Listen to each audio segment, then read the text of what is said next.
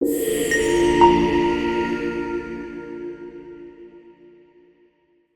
at mabuhay sa lahat sa isang bagong episode ng ating serye na H3C Simply.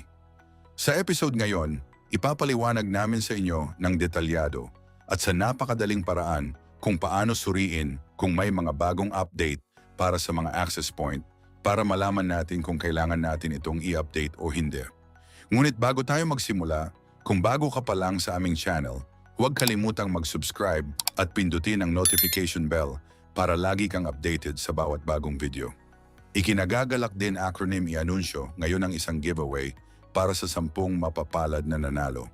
Ang kailangan mo lang gawin ay panoorin ang video hanggang sa huli, pindutin ang like button, at ang pinakamahalaga sa lahat, abangan ang password na lalabas habang ipinapalabas ang video. Kapag nahanap mo na ang salita, isulat ito sa comment section sa ibaba ng video at irehistro ang iyong mga detalye sa Google Form na makikita ang link sa description ng video. Simulan na natin ang practical application. Mag-login tayo sa project na ginawa natin dati. Mula sa side menu, piliin ang network-wide. Pagkatapos mula sa operation at maintenance menu, piliin ang upgrade management. Dito ay makikita ninyo ang listahan na naglalaman ng lahat ng mga device na nakakonekta sa ating project.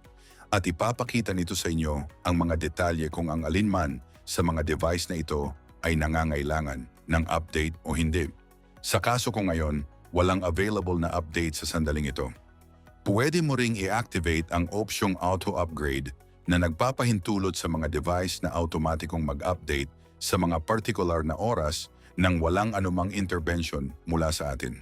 At narito na ang ating password na walang iba kundi ang AO-Link.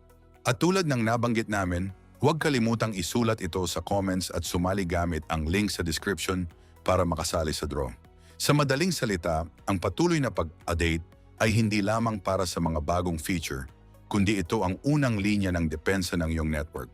Sineselyuhan nito ang mga security vulnerability para protektahan ka sa hacking, inaayos ang mga nakaraang error sa software, bugs, at malaki ang naitutulong nito sa pagpapabuti ng stability ng mga device at pagpapabilis ng iyong internet. Sa mga susunod na episode, marami pa tayong matutuklasan tungkol sa lahat ng mga bagong teknolohiya mula sa H3C. Huwag kalimutang i-like ang video na ito at ibahagi ang inyong mga opinion sa comments. Maraming salamat sa inyong panonood at magkita-kita tayo sa bagong episode ng H3C Simply.